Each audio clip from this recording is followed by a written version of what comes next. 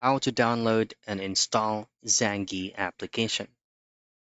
Now, a good thing, as of 2025, Zangi is already available on Google Play Store or any Android devices out there.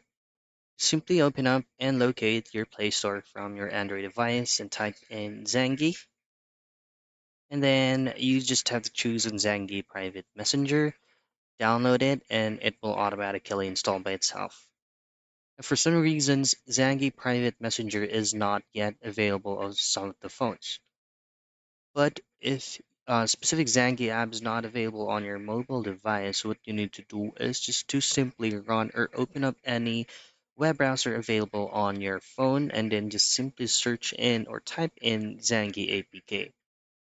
Now scroll down till you will get into up to down redirect website.